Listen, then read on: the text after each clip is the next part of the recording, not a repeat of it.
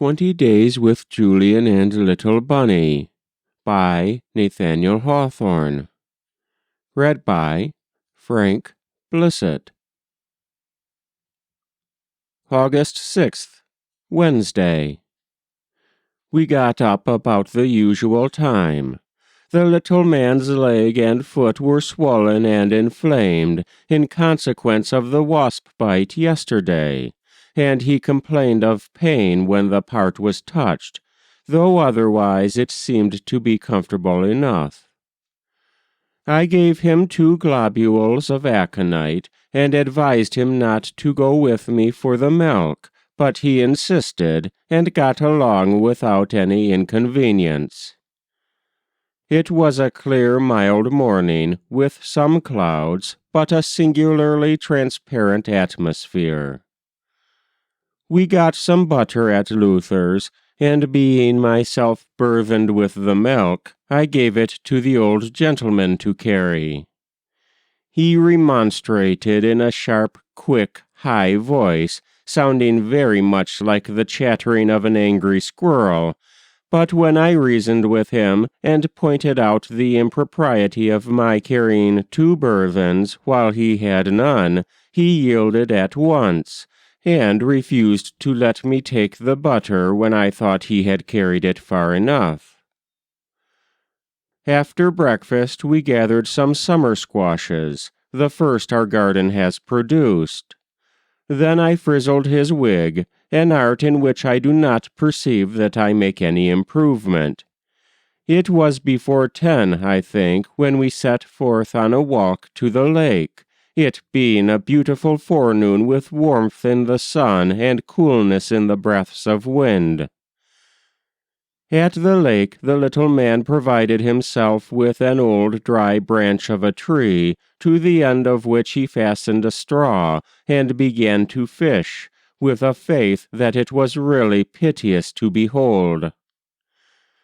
Afterwards we went through the green, glimmering wood to the beach near the Stockbridge Road, where we both amused ourselves setting sticks and chips afloat.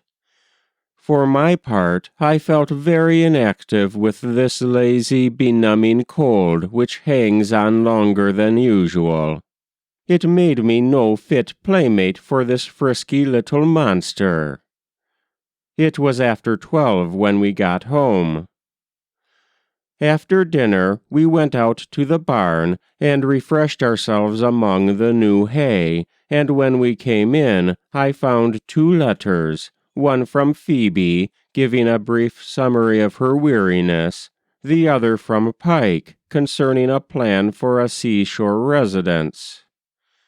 Having previously intended to go to the village this afternoon, we set out at a little past 4. It was a hot sun, with now and then a puff of cool breeze. The same poisonous weather that we have had so much of this summer, but the breeze was enjoyable nevertheless. I found nothing at the office save the museum and a letter from an autograph collector. Julian was remarkably uneasy in the village, insomuch that I came away without purchasing some loaf sugar, which we have wanted ever so long. He was so restless in his movements that I suspected him to be, in his technical phrase, uncomfortable, but he positively denied it. We stopped at Love Grove, and then again I made inquisition as to this point, but he still said no. He was so restless, however, that I advised him to go home before me, and he accordingly started at a great pace. I put him to bed at about 7. It is now between 8 and 9. In the dusk of the evening, just now, came Mrs. Tappan to borrow some eggs. I lent her 7, and to ask if I were to write again to Sophia before her return. In that case, she wishes her to get 10 pounds of ground rice.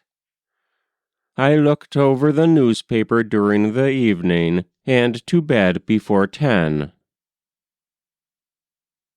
That was 20 Days with Julian and Little Bunny, August 6th, 1851, by Nathaniel Hawthorne. Read by Frank Blissett.